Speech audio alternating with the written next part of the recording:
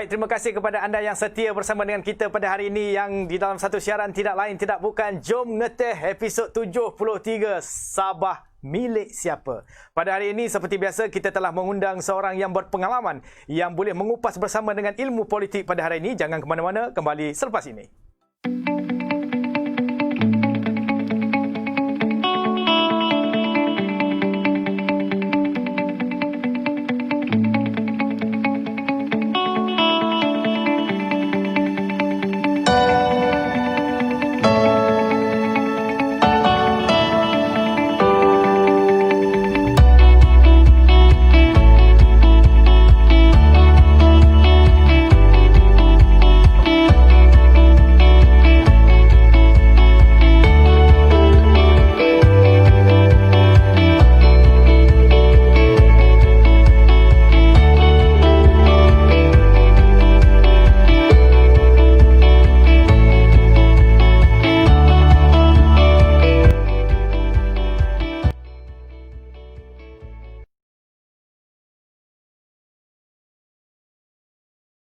Kita NGO baru ni bukanlah satu NGO yang akhirnya akan bertukar menjadi parti politik seperti Perkasa. Kerana hari ini saya begitu yakin, kawan-kawan kami pun begitu yakin, kita buat Laskar Cyber Malaysia ini adalah untuk memastikan serangan terhadap Pakatan Harapan berterusan, dan kita akan pastikan bahawa NGO ni akan terus menerus menjadi BN friendly. Baik, terima kasih kepada anda semua yang setia bersama dengan kita pada hari ini di dalam siaran Jom Ngeteh. Ya, saya ada satu pantun untuk anda semua dan juga pantun untuk tetamu kita pada hari ini. Tonton siaran sambil makan. Ada yang tengah makan tu, di tempat online teknologi cyber. Terima kasih kami ucapkan kepada Datuk Lokman, Presiden Laskar Cyber yang bersama dengan kita pada hari ini. Apa khabar, Tok? Alhamdulillah baik. Terima kasih kerana datang ke studio kami pada hari ini. Sama-sama. Baik, Tok, kalau kita tengok direct to the point yang sedang panas sekarang di Sabah ini, kalau kita tengok sama-sama, orang-orang Sabah juga menonton siaran kita pada hari ini, Tok. Sabah milik siapa? Assalamualaikum warahmatullahi wabarakatuh dan salam satu Malaysia. Ya. Sabah milik orang Sabah. Sabah milik orang Sabah. Sabah milik orang Sabah. Bagaimana, Datuk? Mungkin boleh definasikan sikit. Pertama sekali saya merasakan pilihan raya kali ini adalah merupakan satu pilihan raya negeri Sabah yang sangat getir. Sangat getir kerana ini kali pertama semenjak merdeka Barisan Nasional tidak meletakkan calon di semua kawasan.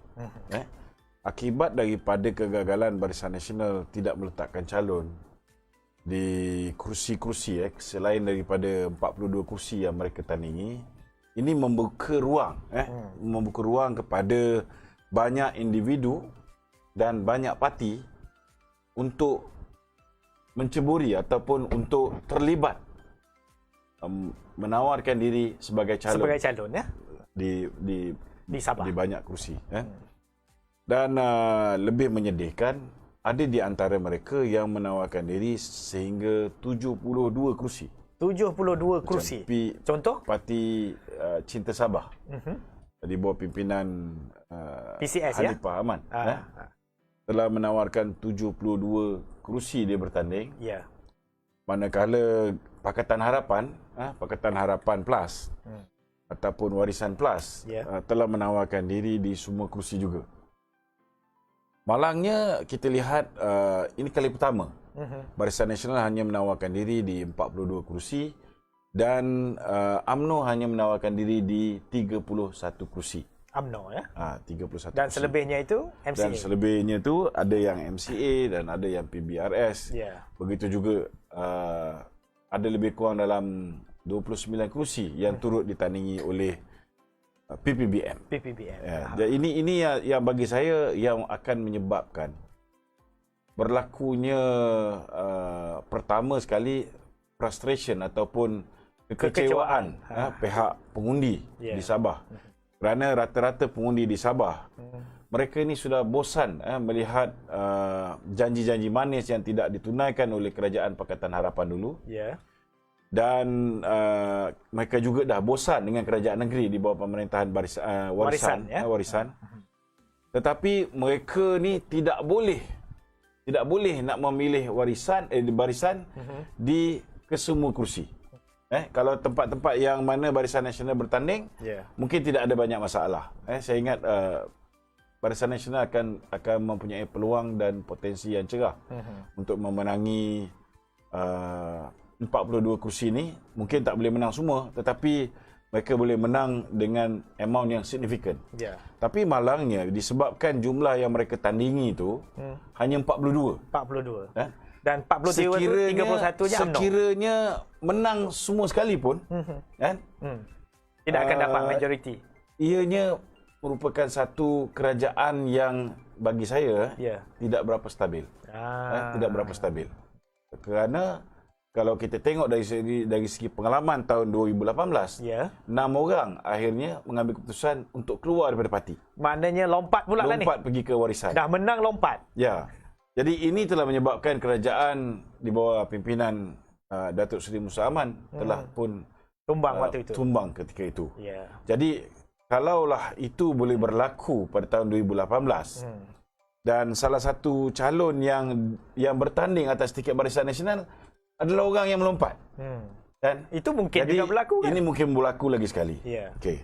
Jadi dalam erti kata lain, bagi saya, kalaupun kerajaan Barisan Nasional berjaya membentuk kerajaan, mereka akan membentuk sebuah kerajaan yang tidak stabil kerana ianya akan menjadi sebuah kerajaan yang dipanggil coalition government. Coalition ataupun kerjasama di antara Barisan Nasional. Gabungan lah.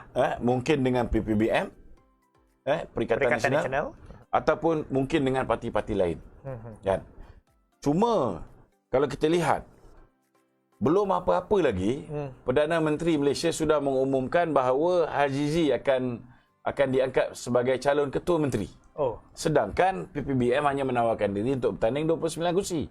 Tak banyak Tak banyak, kan? Berbanding UMNO 31 kursi dan BN mempunyai 42 kursi.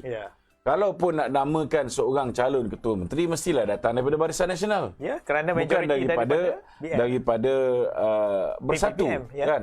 Dan walaupun mereka bersilat mengatakan bahawa Tan Sri Muhyiddin tidak bermaksud demikian, tetapi disahkan apabila Azmin Ali turun ke Sabah dan dia sendiri juga mengumumkan bahawa Haji G bakal menjadi ketua menteri.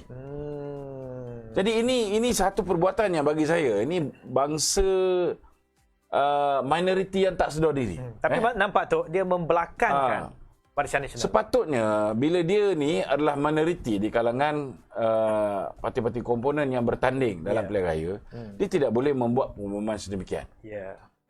Cukuplah apa yang dilalui oleh rakyat Malaysia semenjak zaman Pakatan Harapan. Di mana kita telah membentuk sebuah kerajaan, kita lihat Anwar Ibrahim dengan 49 kerusi terpaksa tunduk dengan sebuah parti minoriti iaitu Bersatu yang hanya memenangi 13 kerusi, diangkat menjadi Perdana Menteri. Kan? Dan kesilapan yang dilakukan, kita lihat apabila kesilapan dilakukan oleh Pakatan Harapan ini, akibat dia bila Perdana Menteri hanya mempunyai 13 kerusi, akibat dia terpaksa tunduk dengan DAP yang mempunyai 42 kerusi. Ini dah berlaku.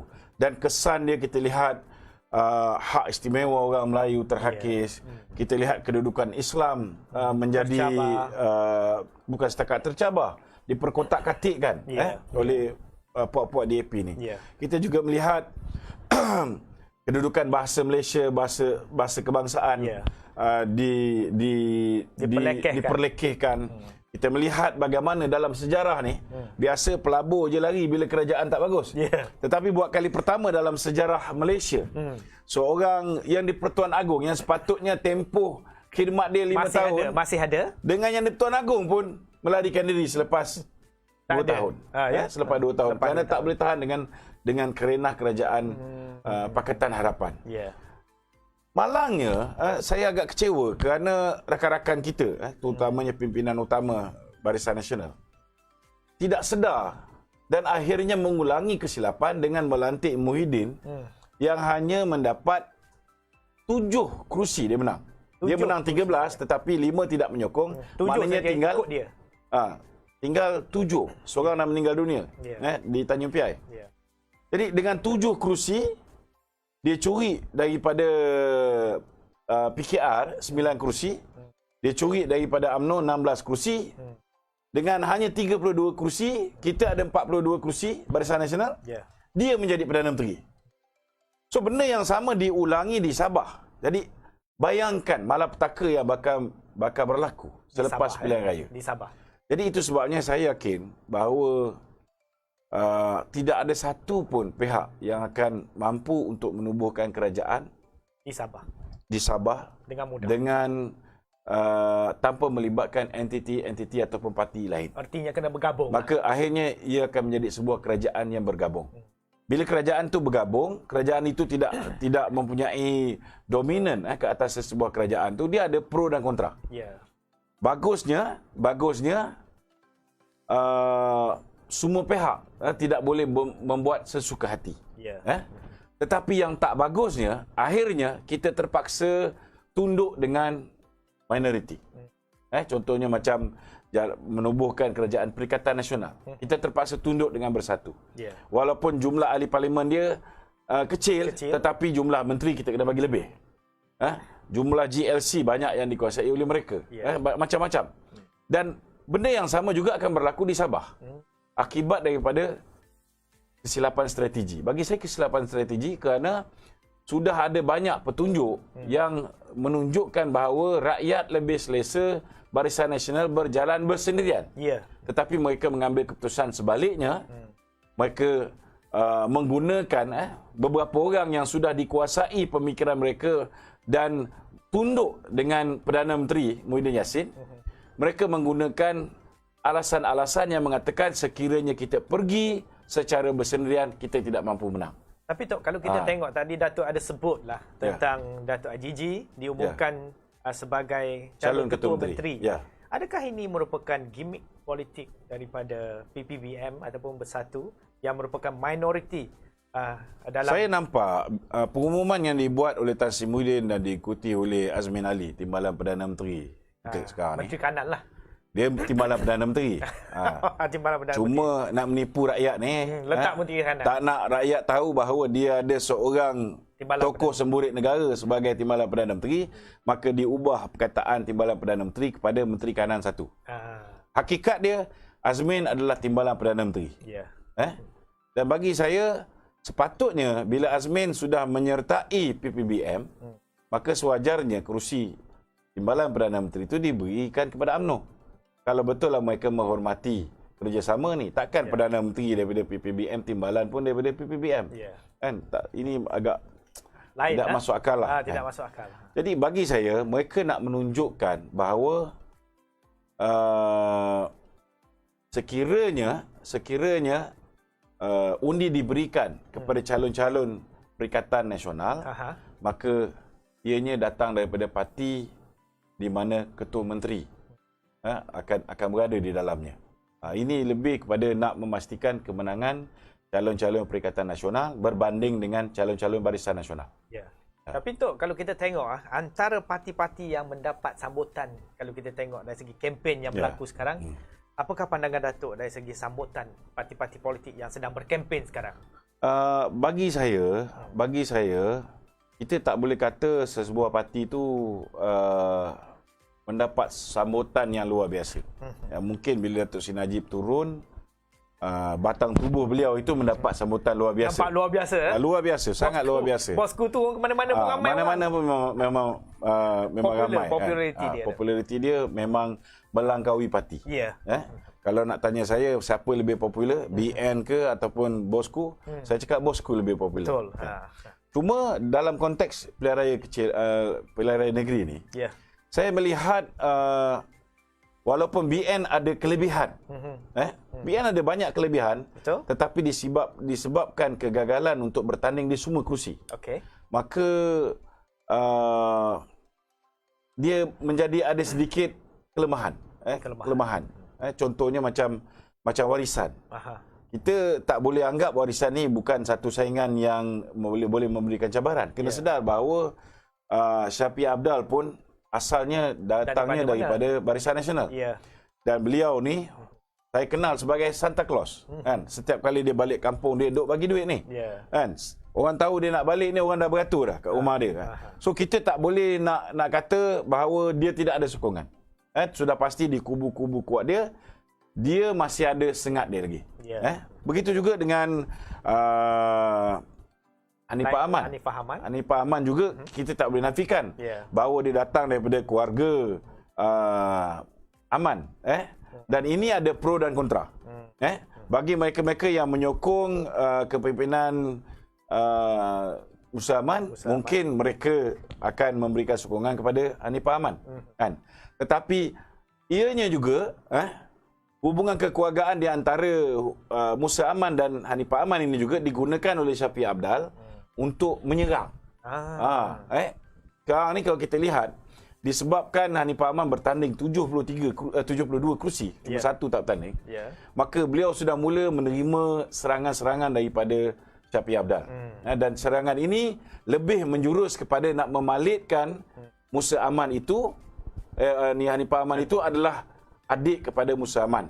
Dan kita nak Sabah ni bebas daripada keluarga Aman. Ini apa yang berlaku. Cuma UMNO, sebenarnya kalau UMNO masuk bertanding di semua kerusi, saya boleh jamin bahawa insya-Allah UMNO bakal ataupun Barisan Nasional bakal memerintah negeri Sabah. Tetapi dalam keadaan hari ini, saya masih mengatakan bahawa semua pihak, terutamanya 3 parti ini, mempunyai peluang yang hampir agak sama. Hampir agak sama. Cuma kita mendoakan semoga Barisan Nasional akan memperolehi kemenangan akhirnya. Yang lebih dan banyak. Kita juga mengharapkan supaya rakan-rakan yang memenangi cubalah kawal diri masing-masing. Jaga disiplin dan paling tidak pun jagalah maruah diri. Janganlah sesekali terlibat dengan aktiviti lompat parti selepas pilihan raya. Ini sangat-sangat mengecewakan. Cukuplah rakyat dah sengsara 22 bulan di bawah pemerintahan PH dulu. Jangan ulang lagi benda yang sama. Tapi Tok, kalau kita tengoklah dari segi kalau kira setiap pengagihan kerusi ni mesti ada rasa puas hati ataupun tidak puas hati. Adakah Barisan Nasional puas hati dengan pengagihan kerusi kali ini? Sudah pasti tak puas hati. Contohnya, kalau kita lihat di dalam Barisan Nasional juga ada di kalangan ahli majlis kerja tertinggi UMNO yang tidak tercalon. Kan? Ada di kalangan rakan-rakan wanita UMNO. Sepatutnya kurang-kurang bagilah 5, kan? Tetapi tidak tercalon. Hanya 1 calon wanita, 1 calon puteri. Kan? Kenapa benda ini berlaku? Benda ini berlaku kerana kita tidak berpegang dengan kata-kata Datuk Seri Bong. Datuk Seri Bong sudah pun mengumumkan 73 kawasan yang akan Dewan bertanding. Undangan Negeri kita akan bertanding. Sepatutnya bila pengurusi perhubungan negeri sudah umum, kita kena pegang pada kata pengurusi perhubungan negeri. Sebab ini termaktub dalam pindaan perlembagaan yang memberikan immunity, memberikan autonomi kepada UMNO Sabah. Itu sebab UMNO Sabah dia tak macam UMNO dekat Semenanjung, tak macam UMNO dekat negeri-negeri lain. Dia ada perkataan Sabah belakang tu. Macam lain, Badan Perhubungan Negeri Johor, Badan Perhubungan Negeri Melaka, Badan Perhubungan UMNO Negeri Wilayah Persekutuan, contohnya, kan. Tapi Sabah dia UMNO Sabah. Dia satu entiti yang ada autonomi sama macam pusat. So sepatutnya urusan calon ni kita serah pada Datuk Bong.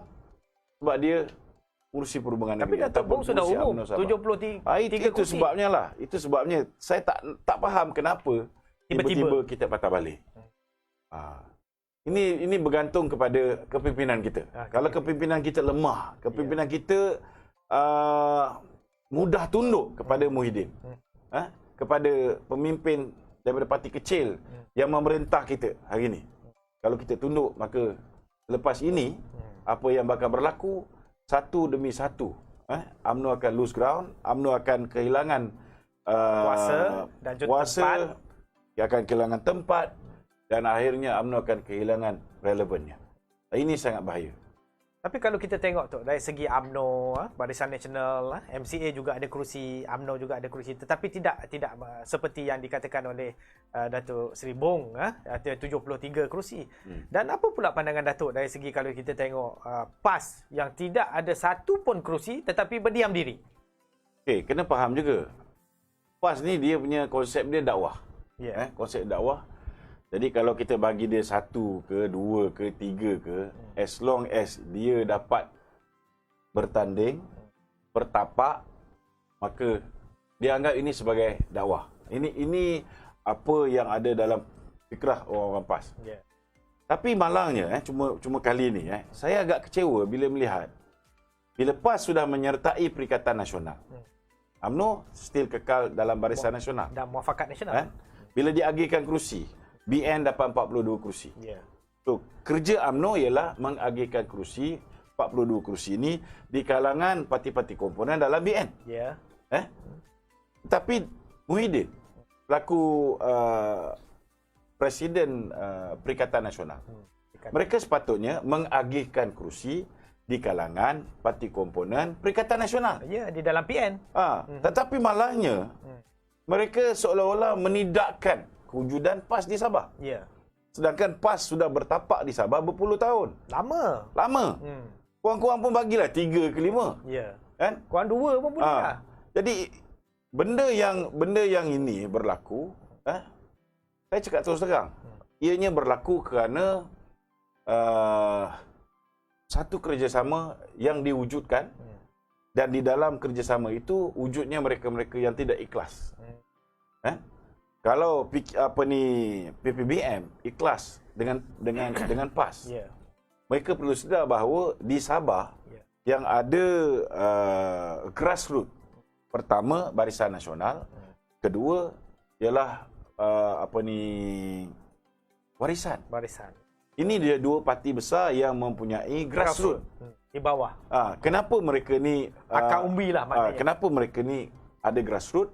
Kerana kedua-dua parti ini datangnya daripada Barisan Nasional, datangnya daripada pemimpin-pemimpin yang sudah berkhidmat di dalam negeri Sabah, sudah banyak menabur jasa.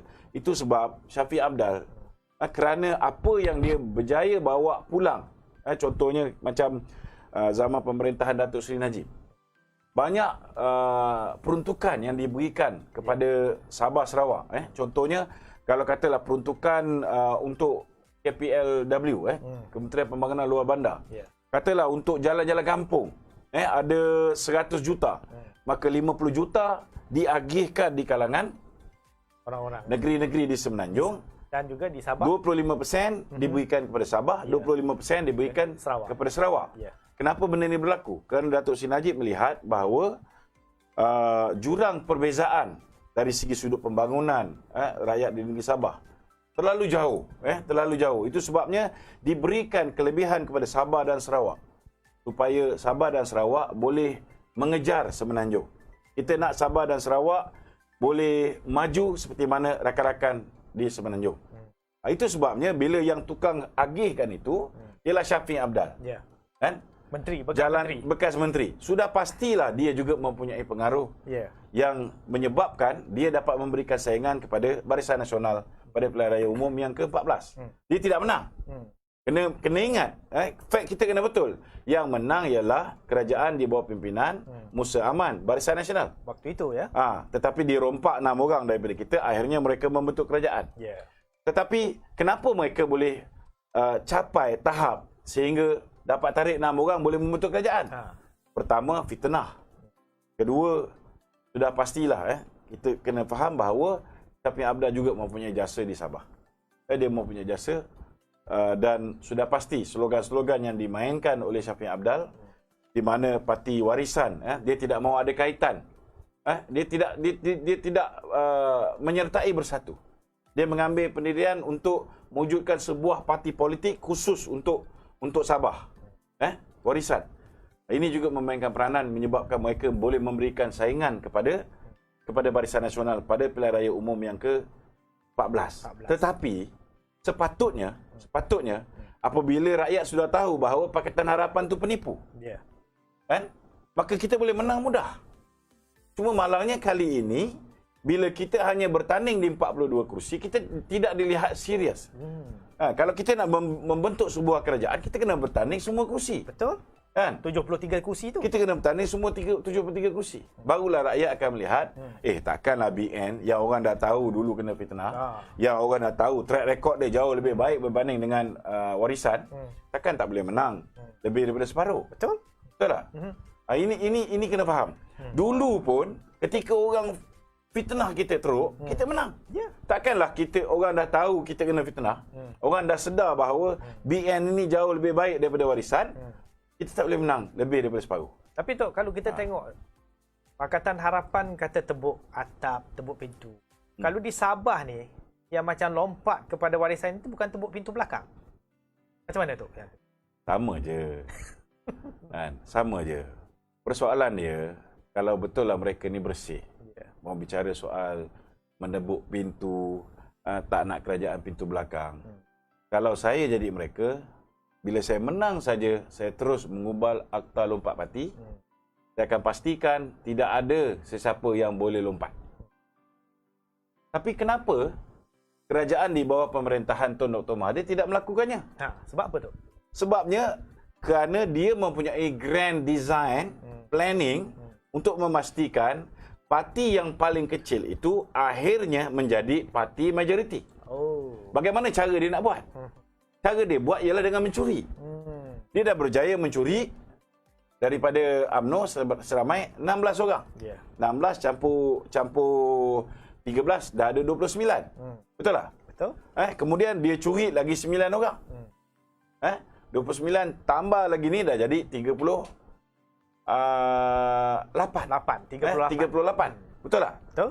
Cuma kalau dia punya proses nak bawa Isyamuddin contohnya itu hari, ada 18 lagi, berjaya, maka sudah menjadi mungkin majoriti. Mereka sudah menjadi parti yang mempunyai jumlah kerusi lebih banyak daripada parti-parti lain. PKR.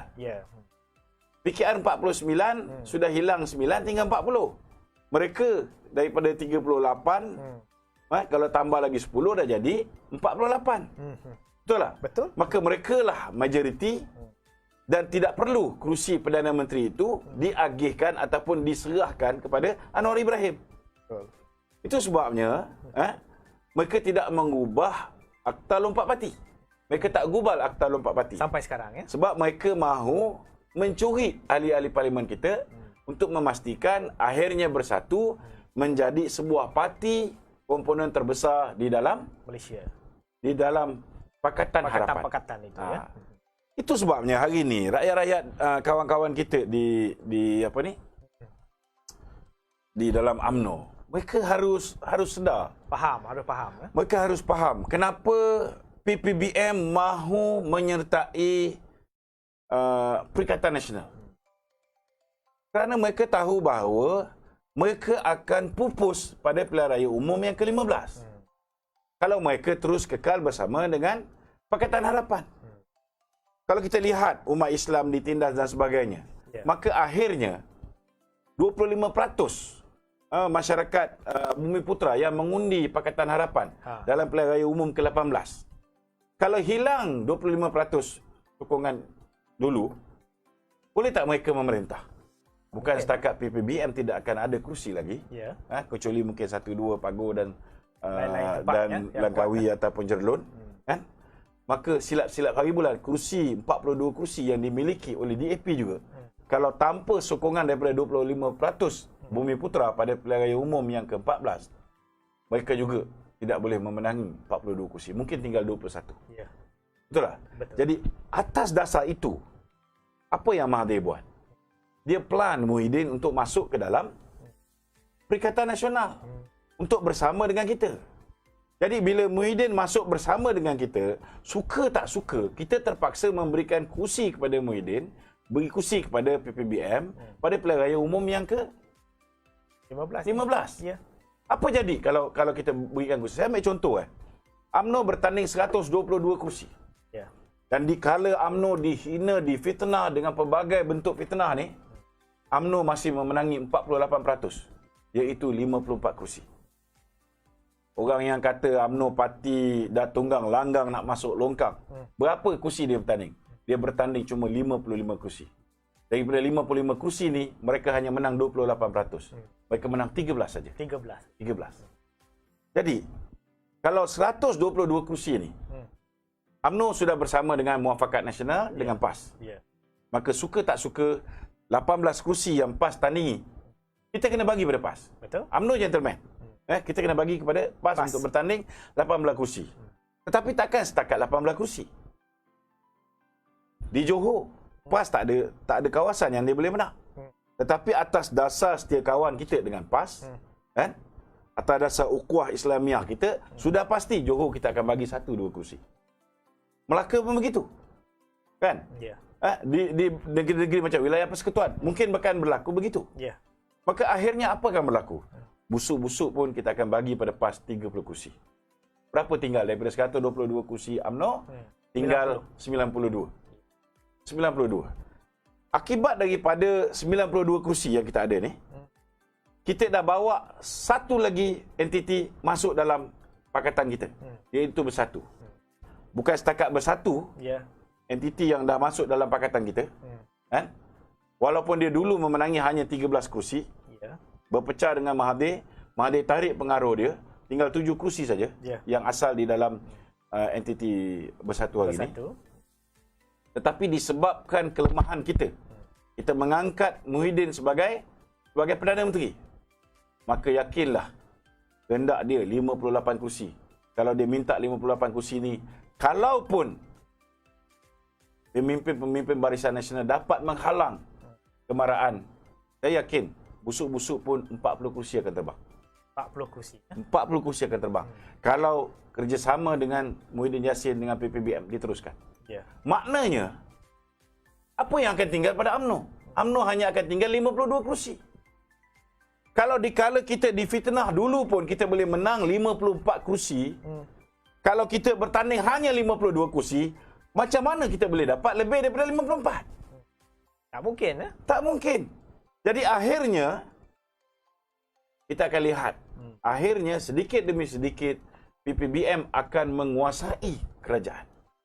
Dan katalah, selepas pilihan raya umum yang akan datang, Muhyiddin menegaskan. Hari ini dia sudah mula cakap. Hari ini dia kata, kalau tuan-tuan nak saya terus jadi Perdana Menteri selepas pilihan raya umum 15. yang ke-15, pastikan calon Perikatan Nasional menang. Di Sabah ini. Di Sabah. Itu pun dia dah umum, dia nak jadi lagi Perdana Menteri. Nak terus. Kalau katalah, tiba-tiba, katalah orang Malaysia ni semua kena pukau lah, semuanya beri sokongan pada UMNO, BN, PAS semua sekali. 122 kursi menang semua. Best case scenario. Menang semua. Maka miracle. Kalaulah kita ada yang kursi Melayu ni, ada 122 kursi. Yang lain kursi worst case scenario, katalah semua di AP bertanding menang, habis yang lain lingkup. Sebab kena faham juga, akibat daripada mewujudkan sebuah kerajaan Bumiputera, orang Cina, orang India yang dulu bersama dengan kita ketika pilihan raya kecil di Tanjung Piai, ketika pilihan raya kecil di Kimanis, sebahagian daripada mereka agak reluctant, agak kecewa dengan Muhyiddin. Mereka akan lari. Mereka akan lihat BN juga bersama dengan kerajaan Bumiputera ni. Maka akhirnya kita tengok orang yang dulu dah benci dengan DAP, kalau tak benci dengan DAP, kita tak boleh menang di Tanjung Piai, di Kimanis. Betul tak? Betul. Orang yang dah tak boleh tahan dengan Lim Guan Eng, dengan bapa dia Lim Kit Siang, akhirnya mereka akan menyokong Pakatan Harapan. So yang tinggal kat kita 122 kursi, yang kat PH 100 kursi. Apa jadi kalau ketika itu Muhyiddin kata, saya mau jadi Perdana Menteri? Zahid pula kata, aku mau jadi Perdana Menteri. Aku kursi lebih banyak. Aku 52 kursi, kau baru 40. Betul tak? So apa jadi? Kalau ketika itu Barisan Nasional tidak mahu memberikan kursi kepada Muhyiddin, maka akhirnya Muhyiddin akan tarik 40 orang ni bergabung semula dengan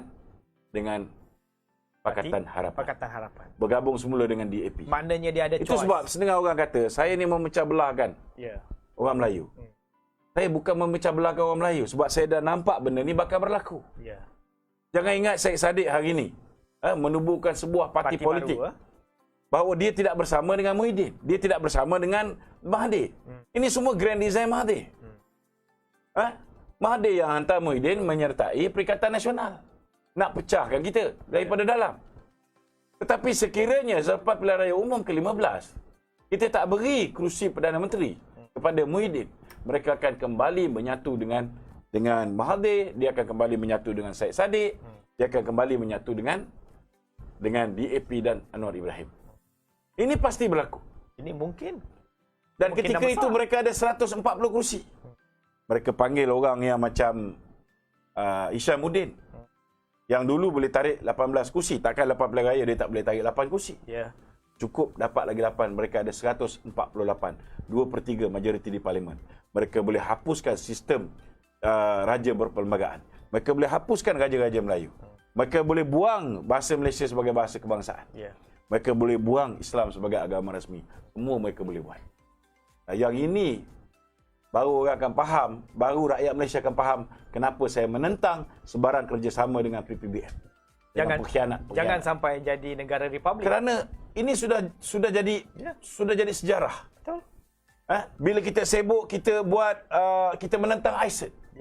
Di mana Muhyiddin Yassin? Dia diam. Dia berada di pihak yang mahu meratifikasikan ISIS. Kan? Bila kita menganjurkan perhimpunan muafakat ummah. Bila kita tanda tangan piagam persepakatan di antara UMNO dan PAS. Di mana Muhyiddin Yassin? Ketika itu dia menghina kita. Ketika itu dia mengatakan bahawa UMNO dan PAS berkhaluan. Bila nak dapatkan balik sokongan orang Melayu, barulah dia bersama dengan kita. Dan bila dia dah dapat selepas pilihan raya umum yang ke-15, takkan tak boleh bayangkan ke mana dia akan pergi. Dia akan menyatu, dan bila dia menyatu ketika itu, menangis air mata darah sekalipun dah tak guna. Nasi sudah jadi bubur. Sudah jadi bubur. Kita bercakap sikit tentang pembangunan yang ada di Sabah tu. Kalau kita tengok Sabah ni, orang-orang Sabah pun ada komen dia menanyakan beberapa ekonomi yang sedang berlaku melanda Sabah yang tidak begitu baik. Tapi siapakah sebenarnya mantan Menteri Kementerian Luar tu? Dia pertamanya, saya tidak nafikan. Saya tidak nafikan di bawah pemerintahan Barisan Nasional. Rakyat Sabah pernah dianaktirikan. Tetapi zaman bila? Daripada tahun 1981 hingga 2003. 22 tahun. 22 tahun. Apa bukti dia? Bukti dia, nombor 1. Pembangunan rancangan Malaysia yang dibuat oleh zaman Mahathir tidak pernah memberikan keutamaan kepada Sabah dan Sarawak seperti mana yang dilakukan oleh Datuk Seri Najib. Tidak pernah. Pembangunan rancangan Malaysia, bajet dia, tak pernah diberi keutamaan kepada Sabah dan Sarawak. Kalau kita lihat dari segi Datuk Seri Najib, dia turun pergi ke Sarawak pun 50 kali. Banyak dia jadi Perdana Menteri. Sedangkan Mahathir baru beberapa kali saja pergi. Sebab dia tidak pernah menitik beratkan. Sedangkan hakikat dan realiti dia, tanpa rakan-rakan daripada Sabah dan Sarawak, kan, kita tidak boleh menang. Tak boleh menang. Pilihan raya umum yang ke-13 contohnya. Tanpa Sabah Sarawak, kita tak boleh menang. Itu sebabnya Datuk Najib, dia memberikan penekanan. Dia beri keutamaan kepada sahabat-sahabat di Sabah dan Sarawak supaya kita dapat mengurangkan jurang perbezaan. Banyak benda yang kita berbeza. Contohnya dari segi harga barang. Kalau kita lihat harga surat khabar sekalipun. Harga di Semenanjung lain, harga di Sabah Sarawak lain. Betul tak? Jadi macam mana dengan harga barang lain? Macam mana dengan harga beras? Macam mana dengan harga susu? Komoditi. Macam mana dengan harga tonggas contohnya. Tonggas, kalau kita lihat harga dia, kalau di bandar RM27, 30 sen, 26 ringgit 70 sen. Kan? Di bandar. Outskirt, jauh sikit, boleh pergi sampai ke 31. Tetapi di Sabah ada yang sampai RM80. Satu tonggas. Satu tonggas. Sebab apa satu tong gas tu sampai jatuh RM80? Sebab nak pergi hantar hanya separuh daripada perjalanan, kan? Mungkin 20-30% daripada perjalanan ada jalan raya. Selepas tu nak kena upah orang, pikul, naik ke sampan ataupun motorbot. Masuk terus ke pedalaman. Sampai ke pedalaman nak kena pikul pula balik. Naikkan, pikul, masuk pula ke roda ni beca roda 3 ataupun motosikal roda 3. Masuk lagi ke pedalaman. Itu sebab bila campur dengan kos ini, maka akhirnya tong gas pun boleh jadi RM80. Betul? Jadi apa yang Datuk Seri Najib buat? Pertama, dia buat kedai rakyat satu Malaysia. Kedai rakyat satu Malaysia ni kita cuba buat harga di Semenanjung sama dengan Sabah Sarawak. Jadi macam mana nak dapat sama ni? Kita beri subsidi. Ini ramai orang tak nampak. Okey, kita berikan subsidi. Kedua, Datuk Seri Najib hapuskan dasar kabotaj. Dasar kabotaj ni satu dasar yang dibuat untuk menguntungkan anak dia dululah. Oleh Tun Dr. Mahathir ketika dia jadi Menteri BT. Apa yang dia buat? Kapal, contohnya kapal daripada Laut Cina Selatan. Kapal daripada negeri Cina lah contohnya. Nak sampai ke Kuala Lumpur, ke Port Klang. Dia boleh singgah ke Sabah. Dia boleh singgah ke Labuan. Dia boleh singgah ke Sarawak. Tapi tak boleh singgah. Dasar kabotaj ini tidak membenarkan kapal-kapal ini daripada negeri China contohnya untuk singgah. Mereka perlu landing di Port Klang. Dan daripada Port Klang hanya bas-bas tertentu, syarikat pengangkutan tertentu, pengangkutan kapal boleh buat agihan, yang boleh mengagihkan ke tempat-tempat lain.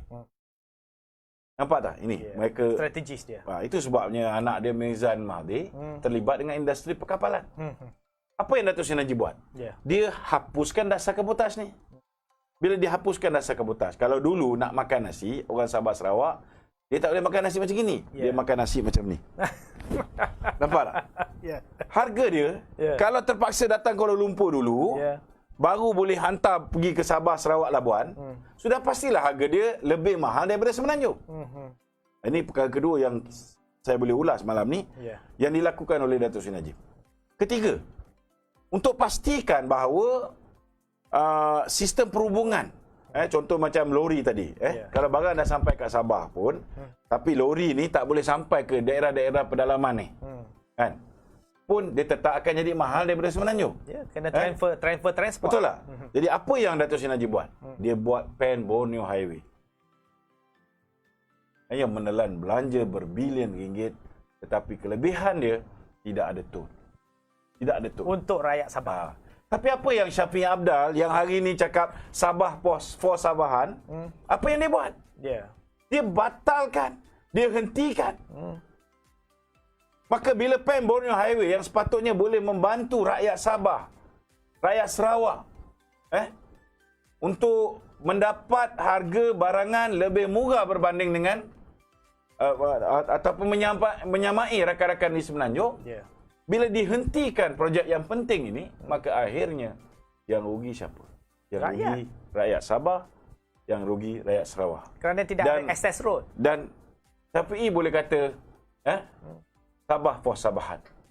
Tetapi yang patutnya menerima manfaat ini bukan orang Sabah ke? Betul. Orang Sabah. Jadi pada hakikat dan realitinya, Syafi'i lah yang telah memusnahkan peluang untuk rakyat Sabah mendapat pembangunan dan kemajuan sama seperti orang di Semenanjung. Betul. Tapi Tok, kalau kita tengok, kenapa ada orang-orang Sabah lah yang sempat mengomen di YouTube, dia tanya, Sabah ini sentiasa dikatakan oleh Ketua Menteri Sabah bahawa Kerajaan BN tidak berbuat sesuatu, sedangkan sewaktu itu Menteri Luar Bandar. Menteri Luar Bandar adalah dia. Bagaimana? Dan kita pun jangan lupa, contohnya macam Anthony, kan? Orang kanan Syafiq Abdal, dan beberapa mereka yang terlibat dengan skandal bekalan air dan sebagainya, yang kita jumpa duit berjuta ringgit di dalam almari tu semua. Ini semua orang Syafi'i, kan? Jadi kalau nak cakap lah, kalau nak cakap tentang Musa Aman, saya rasa Syafi'i kena cermin diri dia sendiri juga, kan? Saya tak nafikan dia ni seorang yang pemurah, dan penduduk-penduduk di kampung dia setiap kali dia balik memang dapat, dia bagi RM50. Orang tunggu. Memang orang tunggu. Tetapi untuk memampukan dia memberikan duit sebanyak itu kepada orang kampung dia. Cuba bayangkan berapa banyak yang perlu kumpulkan. Modal dia kena ada banyak. Takkan kita tak boleh fikir. Betul tak? Betul. So tak payah ceritalah bab bersih ni. Kan? Kalau kita ni betul ada integriti, kan? Sudah pasti kita tidak mampu untuk melakukan perkara-perkara tersebut. Betul. Jadi dari segi kajian sikap tu, kalau kita tengok pilihan orang-orang muda yang di Sabah ni kan musim kempen Pilihan orang-orang muda di Sabah, banyak orang muda-muda juga kerja di Semenanjung dan juga di Sarawak dan sebagainya. Dan pilihan orang-orang muda kalau kita tengok dari segi sekarang ada Parti Warisan dan juga parti-parti Barisan Nasional, Perikatan Nasional. Adakah kadang-kadang orang muda ini akan rasa confused untuk memilih sama ada nak beri undi kepada Warisan ataupun tetap beri undi kepada Perikatan Nasional atau Barisan Nasional kerana takut lompat? Pertamanya saya merasakan bahang pilihan raya kali ini tidaklah sehebat bahang pilihan raya sebelumnya. Sebelum ini. Jadi kegairahan untuk pengundi-pengundi di Kuala Lumpur balik ke kawasan tu saya rasa tidak semaksimum tahun 2018. Jadi ini pertama. Yang kedua, parti-parti yang berjaya bawa balik ni ialah parti-parti yang mempunyai kemampuan kewangan. Jadi saya tak nafikan ada kemungkinan besar kita akan ada mereka yang dipunggah daripada Kuala Lumpur untuk mengundi di sana. So ini bergantung pada parti yang mampu untuk membiayai. Tetapi kita kena ingat juga orang muda yang dulu balik secara sukarela. Mereka balik dengan penuh kemarahan. Mereka balik dengan penuh semangat untuk menukar kerajaan. Itu pun BN masih menang. Betul, pada waktu itu. Itu pun BN masih menang. Jadi kali ini saya yakin sekiranya mereka balik untuk memastikan kemenangan Barisan Nasional. Kalau orang nak balik kerana Syafiq Abdal, nak balik kerana Warisan, saya tak nampaklah benda ini mungkin akan berlaku. Kalau ada pun mungkin sekumpulan kecil. Tapi Tok, Datuk ada cakap tentang balik kerana untuk memberikan kemenangan kepada Barisan Nasional. Tapi tak semua tempat tak ada semua tempat tu macam mana tu? Itu sebabnya. Jadi itu sebabnya saya merasakan bahawa rakan-rakan daripada penyokong Barisan Nasional. Pertama, di tempat yang BN bertanding, pastikan undi diberikan kepada calon Barisan Nasional saja. Kan? Tetapi di tempat-tempat yang ditandingi di tempat yang BN tidak bertanding, berikan undi anda kepada calon-calon selain daripada Warisan dan selain daripada Perikatan Nasional. Kerana saya yakin kalau mereka selepas pilihan raya umum ke-15, mereka boleh bergabung balik dengan Mahathir, mereka boleh bergabung balik dengan Parti Muda Syed Saddiq, mereka boleh bergabung balik dengan DAP dengan PKR. Tidak mustahil juga selepas pilihan raya negeri Sabah, sekiranya mereka menuntut kerusi Ketua Menteri, BN tak bagi, maka Bersatu ini akan bergabung bersama dengan Syafiq Abdal. Ini kita kena ingat. Ini kita kena ingat. Untuk membentuk kerajaan. Tapi kalau kita lepas tu menangis air mata darah sekalipun tak ada guna. Nasi sudah jadi bubur. Musim-musim orang kata musim-musim COVID ini, adakah mungkin peratusan keluar mengundi?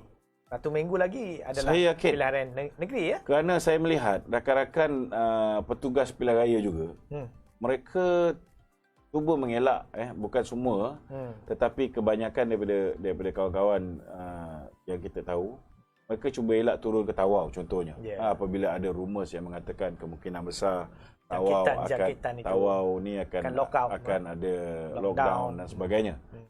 So begitu juga dengan rakan-rakan pengundi. Pengundi juga mereka sudah pastilah akan berwaspada. Kalau dia balik pergi mengundi satu hari, tiba-tiba ada lockdown, kan? Sila-sila mereka tak boleh balik ke tempat masing-masing. Betul. Kan? Jadi ini juga akan mempengaruhi keputusan ataupun peratus keluar mengundi. Memang saya nampak kegairahan itu tidak seperti pilihan raya umum yang ke-13. Tak sama dengan 14 14. Tak sama. Kalau kita tengok rentak-rentak yang berlaku pada sekarang tu di Sabah, pelbagai rentak-rentak daripada Semenanjung, ramai pemimpin-pemimpin telah pergi ke Sabah. Dan kalau kita tengok juga pemimpin-pemimpin di antaranya adalah pemimpin-pemimpin daripada calon-calon yang bertanding. Iaitu Barisan Nasional, ada daripada pemimpin UMNO, pemimpin MCA dan sebagainya. Tapi kita tengok juga dari segi sudut yang berlaku pada sekarang ini, dari segi mungkinkah pada masa ke depan ataupun wujudnya pada masa sekarang sudah ada semangat-semangat kepada pemimpin-pemimpin yang menerajui NGO. Bermaknanya mereka ini mungkin populariti dia daripada NGO, berasaskan NGO. Mungkin kita ambil sebagai satu calon A.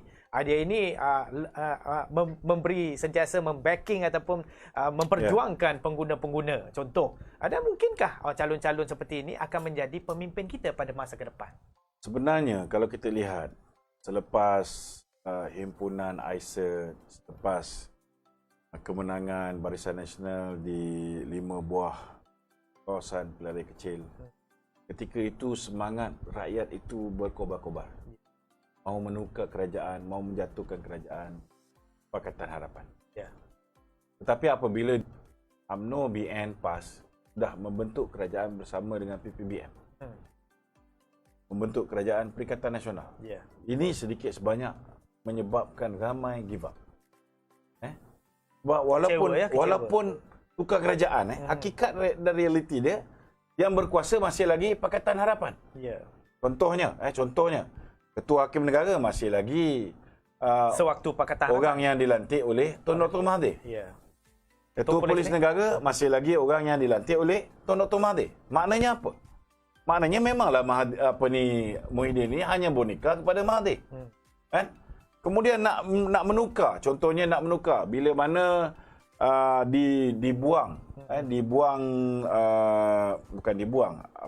Latifah Koya contohnya mengambil keputusan untuk meletakkan jawatan.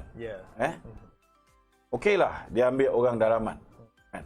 Orang dalaman. Tapi kita tengok bagaimana SPRM digunakan masih lagi menjalankan agenda Pakatan Harapan, mengerjakan orang-orang UMNO, mengerjakan Datuk Seri Najib. Bukan setakat mengerjakan, dah dikerjakan, dah dijatuhkan hukuman penjara 12 tahun dengan 210 juta pun, kita lihat mereka aibkan, belum sempat selesai. Kes ini masih lagi, belum lagi dibicarakan di Mahkamah Rayuan, belum lagi di Mahkamah Persekutuan. Kita lihat SPRM atas arahan Muhyiddin meletakkan Datuk Seri Najib dalam senarai mereka-mereka yang terlibat dengan rasuah. Apa ni? Kalau tanpa undi Datuk Seri Najib, boleh tak Muhyiddin menjadi Perdana Menteri? Tak boleh. Apa perlu diaibkan Datuk Seri Najib ketika berhadapan dengan pilihan raya umum, pilihan raya negeri di Sabah? Hanya nak rosakkan imej Datuk Seri Najib. Kita lihat kes yang melibatkan Datuk Zahid. Saya rasa dalam masa terdekat kita akan lihat hukuman bersalah juga akan terkena pada Datuk Zahid. Perkara yang sama. Hukuman yang salah juga akan terkena pada Tengku Adnan. Lain-lain tokoh. Begitu juga dengan tokoh-tokoh mana-mana pemimpin daripada UMNO, pasti akhirnya akan terkena. Imej mereka akan dicalakan oleh Muhyiddin. Ini realiti. Nak tukar speaker Dewan Negara. Dia ambil speaker daripada Pakatan Harapan. Orang Dewan yang pernah Rakyat, menjadi Suruhanjaya Pilihan Raya. Chairman Suruhanjaya Pilihan Raya. Speaker Dewan Rakyat. Ad Harun. Diangkat menjadi speaker Dewan Rakyat. Kan? Kemudian macam Rais Yatim tu okeylah. Dia daripada PPBM. Memanglah orang dia. Tetapi nak melantik Peguam Negara contohnya. Dia ambil abang kepada Ad Harun. Dah tahu keluarga tu semua memang pro Pakatan Harapan. Dan kita lihat orang-orang pimpinan Pakatan Harapan, kecuali Guan Eng. Guan Eng ni saya percaya mereka Guan Eng, mereka hanya dakwa Guan Eng. Tetapi saya mempunyai insting bahawa selepas pilihan raya, kalau mereka dah bersama balik dengan Guan Eng punya kes ni akan digugurkan seperti mana kes Guan Eng telah pun digugurkan sebelum ini oleh Tommy Thomas. Ini pasti berlaku. Kan? Kita tengok kes-kes yang melibatkan Syed Saddiq contohnya. Syed Saddiq, Syed Saddiq ni sudah ada kes yang cukup kuat. Peruntukan yang disalurkan oleh Kementerian Belia dan Sukan untuk membantu usahawan-usahawan, kelab-kelab apa semua sekali, RM120,000 telah dimasukkan ke dalam akaun peribadi. Yeah. Ini kes CBT. Jelas ya? Jelas. Jelas. Kes pecah amanah. Patutnya dah boleh didakwa. Tetapi disebabkan Tun Dr. Mahathir tidak mengizinkan Muhyiddin untuk mendakwa Syed Saddiq. Itu sebab Syed Saddiq dia tidak diapa-apakan. Tidak diapa-apakan. Ya. Kita tengok kes-kes yang melibatkan pemimpin PPBM seperti macam kes mengambil dadah di Puchong. Ya. Juga tidak ada sebarang tindakan. Ya. Jadi itu sebab walaupun hakikat dia kita dah tukar kerajaan, tetapi hakikat dia yang sebenar kerajaan hari ini masih lagi kerajaan yang dipimpin oleh Pakatan Harapan. Cuma ada UMNO di dalamnya yang tak boleh buat apa-apa. Tak boleh buat apa-apa. Perkara-perkara yang sepatutnya diperjuangkan. Contohnya kita lihat rakan-rakan kita yang dulu menjadi jurulatih PLKN. Dekat 2,000 orang. Kan? Tetapi sehingga hari ini walaupun dijanjikan pelbagai janji oleh Tok Wan, oleh beberapa pemimpin menteri-menteri Pakatan Harapan dulu, sekarang di bawah pemerintahan Perikatan Nasional juga memberikan janji-janji, sehingga hari ini mereka ni tidak diberikan pembelaan. Benda yang penting macam PLKN yang boleh memastikan bahawa anak-anak muda kita mempunyai semangat patriotik, mengenali sejarah negara ini dan sebagainya. Benda yang penting macam ni tak diteruskan. Kan? Jadi polisi, dari segi polisi pun kita boleh lihat polisi itu masih sama polisi yang boleh dikatakan polisi Pakatan Harapan. Kalau dia melihat bahawa perlu pentingnya PLKN, sudah pasti dia hidupkan balik. Betul tak? Contoh seperti jasa lah. Jasa. Kenapa dihidupkan balik? Sebab dia lihat jasa boleh digunakan untuk menguntungkan mereka. Itu pasal dihidupkan balik. Tetapi kalau kerja-kerja yang dilakukan oleh PLKN yang menyemai semangat kenegaraan, yang menyemaikan semangat patriotik kepada anak-anak kita, yang akhirnya menyebabkan satu hari nanti anak-anak ini tak suka pada DAP. Maka kita lihat ianya tidak dikembalikan. Ianya dipandang enteng, ianya tidak diindahkan. Walaupun mereka dah berjumpa dengan puluhan pemimpin-pemimpin Pakatan Harapan dan juga Perikatan Nasional. So, kalau kita tengok sedikit berkenaan dengan UMNO yang dipimpin oleh Datuk Seri Zahid Hamidi, dalam pembahagian kerusi, pengalaman beliau di dalam bersama dengan Muafakat Nasional, begitu orang kata sampai ramai yang menitis air mata bahawa Muafakat Nasional ini sudah berjuang bersama-sama dan memberikan kuasa yang lebih luar biasa.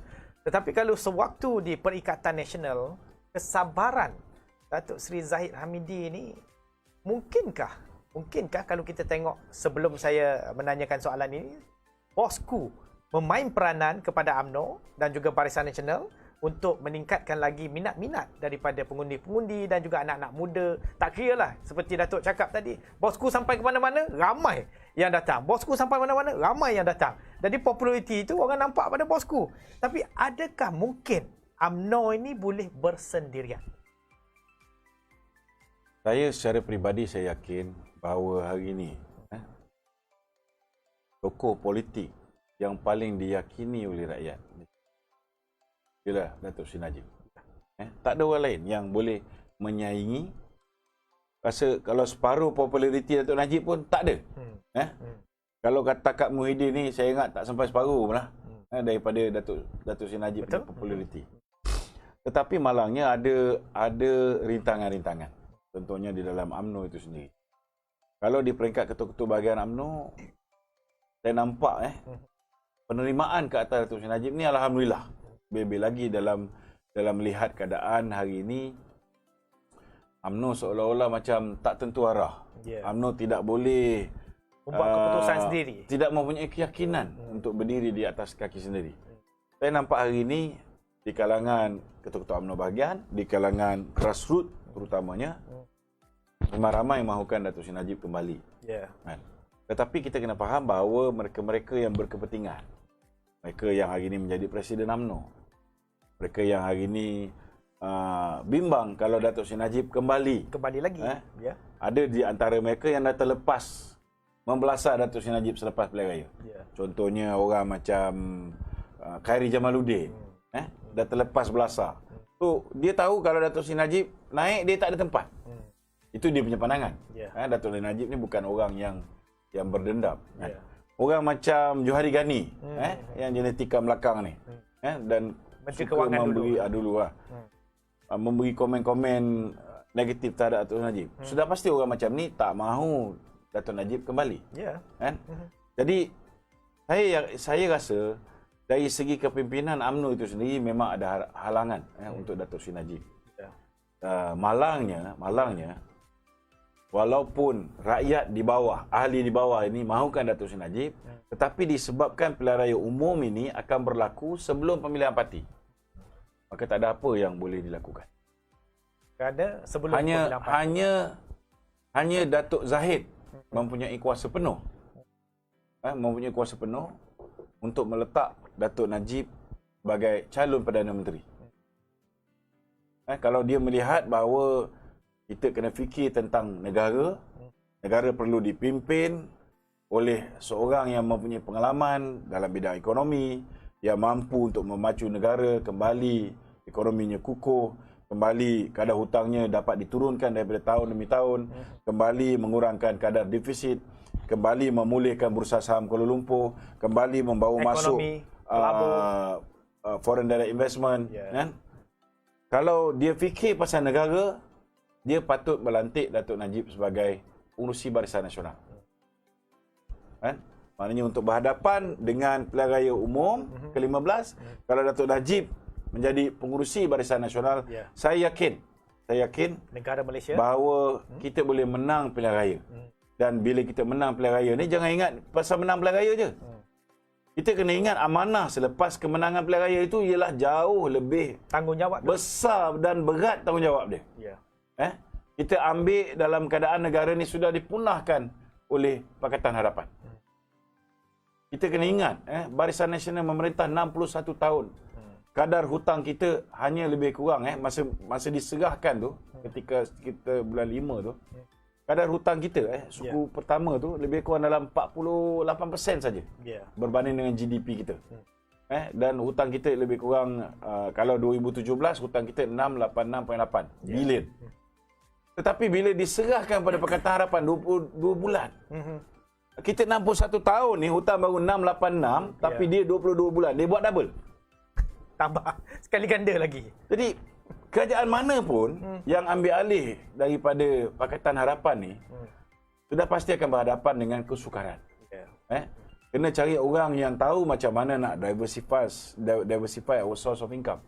Macam mana nak mempelbagaikan sumber pendapatan. Seperti mana yang dilakukan oleh Datuk Seri Najib. Itu sebab kita lihat, walaupun kita berhadapan dengan kejatuhan harga minyak pada bulan September tahun 2014, kita tak terkesan. 2015 kita boleh bagi kenaikan gaji kepada penjawat awam 2 kali. 2 kali, bukan sekali, 2 kali. Dua mata anak tangga.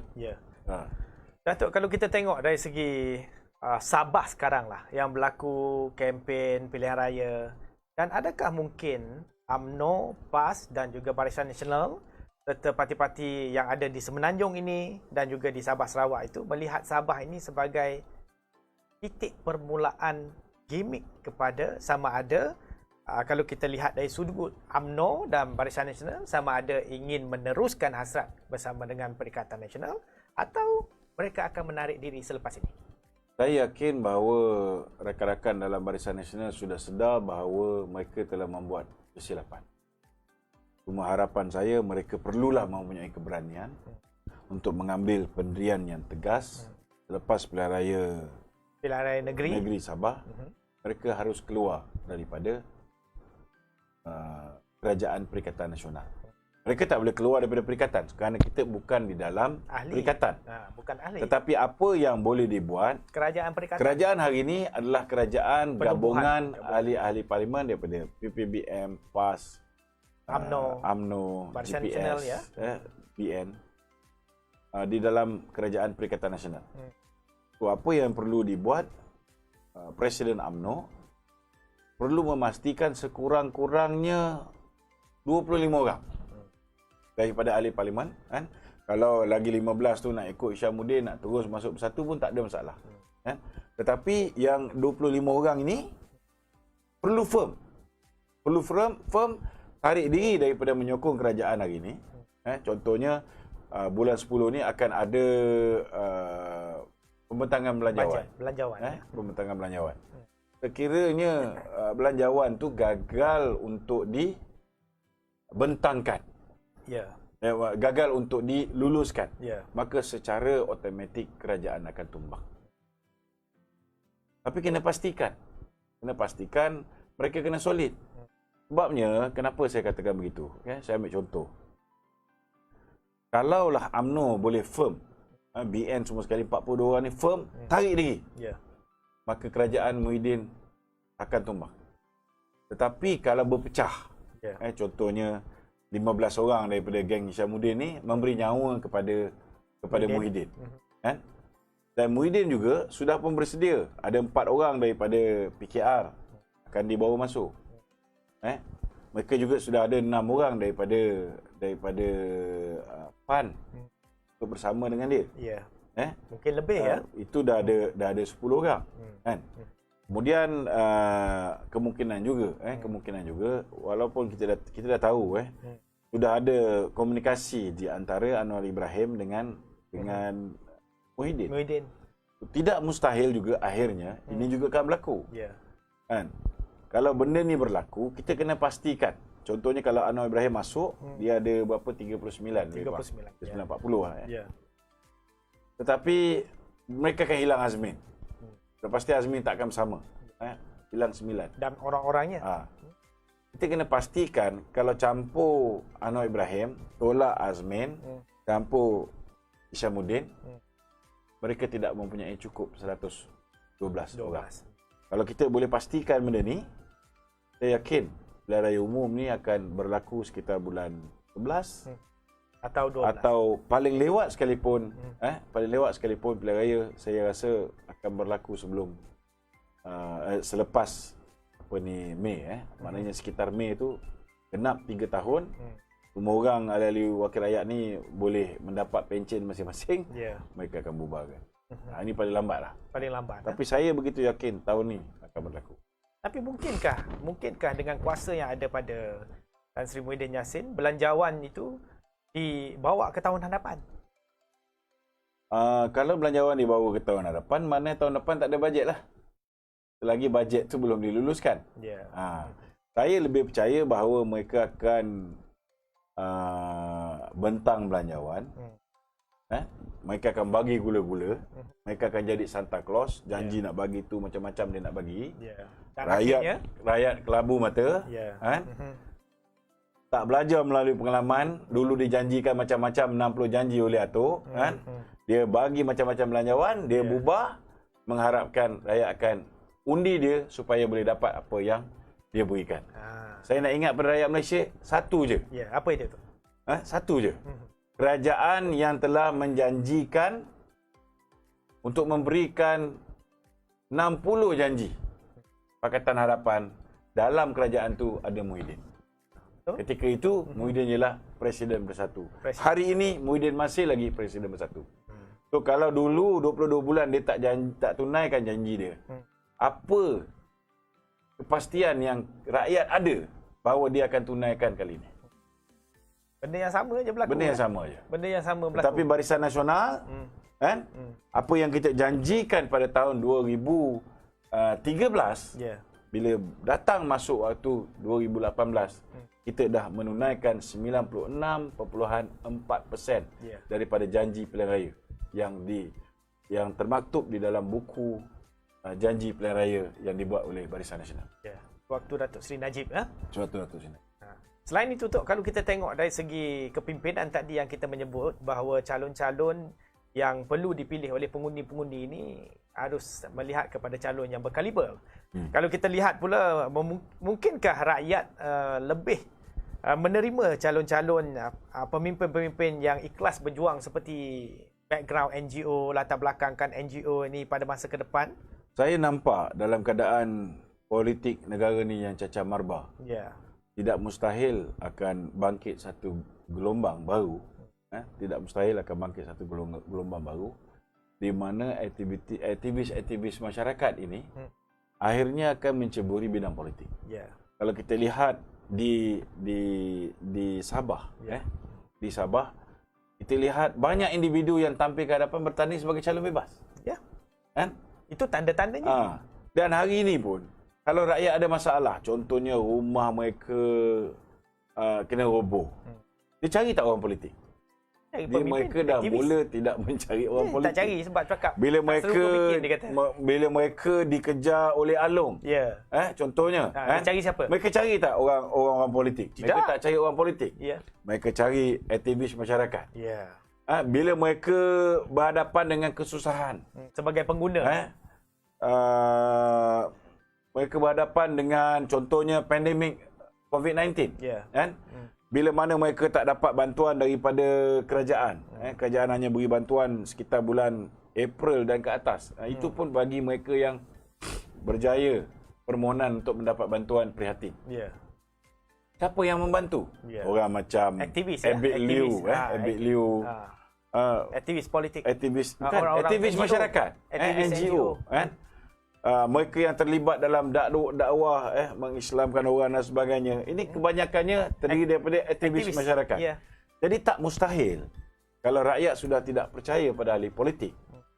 Tidak mustahil satu hari nanti kita akan melihat sebuah kerajaan yang menggabungkan aktivis-aktivis masyarakat ini bersama dengan ahli politik. Tapi saya lihat tu ada di kalangan komen-komen yang telah tulis di YouTube, mereka lebih suka kepada aktivis NGO kerana sebab mereka yakin bahawa dia orang ni ikhlas. Mereka yakin bahawa mereka ni, sebab apa? Sebab kita tak boleh salahkan rakyat.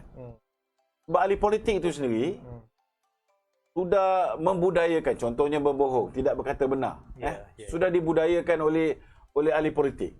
Jadi bila ahli politik mengatakan sesuatu, alah ni janji politik je. Betul. Betul tak? Jadi perkara macam ni menyebabkan rakyat hilang keyakinan pada ahli politik. Betul. Kemudian bila kita pun juga kena faham, kadang-kadang ahli politik mereka menerima permohonan untuk bantuan terlalu banyak. Kan? Ada setengah yang mereka boleh bantu, ada setengah yang mereka tidak mungkin dapat bantu. Jadi ini juga akan menyebabkan sebahagian daripada rakyat-rakyat yang kecewa kerana tak dapat bantuan daripada orang politik, mereka beralih pergi ke aktivis NGO ni. Dari segi populariti tu, populariti aktivis. Kalau saya lihat dari segi populariti, setakat ni ahli politik yang popular di kalangan rakyat, Datuk Najib. Betul. Mungkin orang macam Anwar Ibrahim ada sedikit populariti betul, di kalangan rakyat. Saya rujuk pada bagaimana mereka disambut di media sosial. Jadi itu adalah satu kaedah yang paling pada mudah zaman sekarang, pada zaman sekarang untuk mengukur populariti seseorang. Orang macam Syed Saddiq, walaupun dia terlibat dengan dadah, walaupun dia terlibat dengan rasuah, salah guna kuasa dan sebagainya, tetapi di kalangan anak-anak muda, contohnya perempuan-perempuan ni lah tu, yang tengok handsome dia ni, dia ada dia punya pengaruh. Itu sebab dia berani. Sebab handsome tu lah. Sebab handsome tu lah, kan? Itu sebab dia berani untuk tubuh parti politik. Tapi kualiti orang yang mengikut dia, kalau kita tengok, tidak ada nama-nama besar, tidak ada aktivis-aktivis besar yang menyertai muda ni, yang lebih kepada cewek-cewek muda ni lah, kan? Betul. Memang ramai yang akan ikut dia sebab dia handsome. Tetapi kita tak boleh underestimate. Datuk tak handsome ke? Tak, itu kena faham. Itu sebabnya Mahathir mengarahkan Syed Saddiq untuk membuat satu parti baru untuk cater orang muda ni. Jadi orang muda ni jangan kena tipu lagi sekali. Hakikat dan realiti dia, ramai orang muda dah tak percaya dengan atuk yang kaki kencing ni. Tetapi dia tak sedar bila dia pergi bersama dengan Syed Saddiq, nampak seolah-olah berbeza parti, berbeza pandangan. Ya. Tetapi hakikatnya dia hanya boneka kepada Atuk untuk kereta orang muda. Remote control masih Remote ada pada control masih lagi dipegang oleh Atuk. Atuk. Kau Perdana Menteri pun, tapi kalau remote control dipegang oleh Atuk, buat apa? Ya, betul. Betul. Buat apa? Ya. Tapi ada masalah tu apabila pembentukan anak-anak muda ini dalam satu kumpulan parti. Ya. Dan anak-anak muda ini juga akan merasai waktu arena-arena senior ataupun tua. Apa akan Itu berlaku? sebabnya parti politik, kita tak boleh labelkan parti itu parti muda. Ya. Ini satu kesilapan besar yang dilakukan oleh Syed Saddiq. Budak tak matang lah macam ni lah. Betul. Kan? Sebab dia tak sedar, hari ni umur dia katalah 28. Kan? 20 tahun daripada sekarang, parti dia dah confirm tak relevan. Betul. Sudah jadi Dan tua. dia sendiri nak letak kat mana? Dia sendiri. Dia sendiri nak letak kat mana? Nak letak kat mana? Jadi takkanlah apabila orang tu sudah mencapai umur 35 tahun, dia kena berhenti jadi ahli parti. Ya. Kan? Dia nak melompat masuk parti lain ke? Apakah yang akan berlaku sekiranya mereka ini, katalah parti dia set sampai umur 40 lah. Saya setuju parti yang memberi peluang kepada orang muda untuk terlibat secara langsung. Saya setuju. Itu bagus. Bagus. Kan? Dan selama hari ini pun UMNO, dia punya pemuda UMNO, dia ada wanita UMNO, kemudian dia ada puteri UMNO. Puteri UMNO ni satu produk yang baik lah. Ini saya ucap tahniah pada Tun Dr. Mahathir. Tindakan dia mengarahkan supaya Azalina mewujudkan sebuah badan yang dipanggil Puteri UMNO sangat tepat. Kerana ketika itu gelombang reformasi kuat, kan?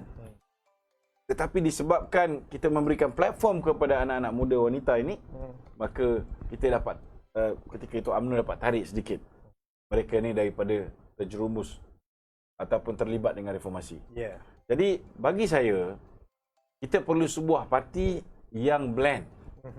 Kita perlu ada orang senior yang berpengalaman. Tetapi untuk pemikiran dia mestilah masih tajam.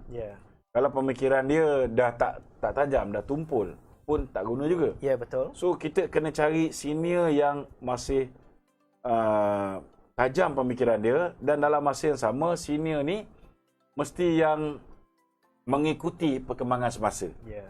Contohnya dia tahu tentang isu-isu semasa. Dia mengikuti peredaran zaman. Kalau senior buka komputer pun tak pandai, kan, masih pakai Nokia 320, susah. Susahlah. Susah. Jadi jangan macam tu. Kita kena ada golongan kelas menengah. Kita kena ada profesional, kita kena ada usahawan-usahawan. Kita kena ada aktivis masyarakat. Kita kena ada orang agama. Semua ini tak kira lah umur dia berapa, kita blend semua sekali, barulah kita dapat wujudkan sebuah pasukan yang kuat. Kerana nak membina sebuah negara, kita perlukan pengalaman daripada setiap peringkat. Berbayangkan kalau tiba-tiba Syed Saddiq jadi Perdana Menteri. Macam mana nak? Bila tiba-tiba dapat kuasa menjadi Menteri Belia dan Sukan pun, dia dah salah guna kuasa. Kontraktor-kontraktor yang dulu kawan-kawan, kita pun tahulah kawan-kawan siapa kan, tak nak cakap je, kan. Dibawa, diperkenalkan pada Syed Saddiq, kan, aktiviti-aktiviti biasa yang dibuat dekat Port Center tu pun dipindahkan sama. Bayangkan, baru dapat kursi Menteri Belia dan Sukan pun dah rosak anak muda ni. Jadi nampaknya pengalaman tu tidak ada. Bukan. Anak muda ni sentiasa perlu dibimbing oleh mereka yang lebih dewasa. Setuju. Saya setuju diketengahkan anak muda. Tetapi dalam masa yang sama, mesti ada mentor. Perlu ada mentor. Kalau tidak ada mentor, jadilah macam Syed Saddiq. Kan? Maknanya tidak ada tok guru lah ni. Tok guru yang ada tidak membimbing. Tok guru dia terlalu tua. Itu masalah dia, kan? Bila tok guru dia korup, kan? Mahathir ni tok guru dia, kan? Bila tok guru korup, dia yang muda yang sepatutnya masih bersih. Masih lagi bak kata orang tu macam orang baru masuk Islam, bersih, kain putih, kan? Sepatutnya tidak terpalit dengan rasuah, tidak terpalit dengan dada dan sebagainya. Tapi Tok, kita tengok hari ini siaran sangat-sangat banyak kita telah sama-sama mengupas berkenaan dengan daripada Sabah milik siapa. Dan Sabah milik siapa ini ada 7 hari lagi yang akan menentukan nasib Sabah. Jadi mungkin di dalam kemuncak segmen kita pada hari ini, siaran Jom Mengetih episod ke-73 hari ini, mungkin ada sedikit-sedikit kata-kata nasihat daripada Datuk untuk rakyat-rakyat Sabah dan juga warga-warga Sabah yang sedang menonton bersama dengan kita di dalam siaran Jom Mengetih. Silakan, Datuk. Saya ingin memberi pesanan pada sahabat-sahabat di Sabah, kan? Walaupun Syafiq Abdal hari ini rancak dengan kata-kata mengatakan bahawa Sabah puas Sabahan, kita kena tengok track record. Track record bagaimana Barisan Nasional menjaga rakyat di negeri Sabah sudah pasti tidak boleh dinafikan oleh rakyat di negeri Sabah. Dan kita juga kena ingat mereka-mereka yang hari ini memberikan janji-janji, contohnya macam janji-janji yang dibuat oleh warisan. Janji-janji ini juga telah dibuat sebelum pilihan raya umum yang ke-14. Tetapi janji ini tidak ditunaikan sepanjang mereka mempunyai kuasa. Alasan dia ketika dia menjadi ketua menteri, dia diganggu oleh Musa Aman yang telah memohon supaya dibicarakan tentang status ketua menteri. Kemudian dia kata dia diganggu pula oleh Tun Dr. Mahathir yang membawa Bersatu masuk ke Sabah. Kan? Jadi kita tak mahu parti yang memberi alasan. Kita nak melihat pemimpin yang ada track record membantu rakyat di negeri Sabah. Dan saya yakin bahawa dengan kepimpinan baru, walaupun mereka ni bukan orang lama, mereka ni pelapis Barisan Nasional, tetapi yakinlah bahawa orang yang pelapis ini lebih setia kepada Barisan Nasional. Saya yakin mereka juga boleh menjadi lebih setia kepada rakyat negeri Sabah. Mereka boleh memberikan khidmat yang baik kepada rakyat negeri Sabah dan mereka boleh buat yang terbaik untuk memastikan rakyat negeri Sabah kembali dibela oleh kerajaan Sabah yang baru, insyaAllah. Betul. Rakyat Sabah sepakat bersama memilih calon yang berkaliber. Ilmu politik dikongsi bersama. Itulah dia Presiden Laskar Cyber. Sama mengupas pilihan raya Sabah, melihat sikap para pengundi. Marilah kita rakyat Sabah sama-sama 7 hari lagi keluar mengundi. Jadi kepada Datuk Lokman, kita ucapkan terima kasih kerana bersama-sama dengan kita di dalam satu siaran Jom Mengetih episod yang 73 kali ini, dan juga banyak telah yang dikongsikan oleh yang hormat Datuk Lokman sendiri sebagai seorang Presiden Laskar Cyber Malaysia yang merupakan pemimpin-pemimpin NGO di kalangan yang popular di dalam negara kita. Dan kepada anda semua yang menonton siaran Jom Mengetih, dan kita harap anda terus menonton pada masa-masa ke depan untuk kita mendapat lebih ilmu politik di kalangan tokoh-tokoh yang kita undang seperti Datuk Lokman ini. Kita ucap terima kasih, Tok. Sama-sama. Dan seperti biasa kepada anda semua dan juga Datuk, daun selasih ubi kayu, kita jumpa di siaran yang seterusnya Jom Mengetih. Terima kasih. Thank you.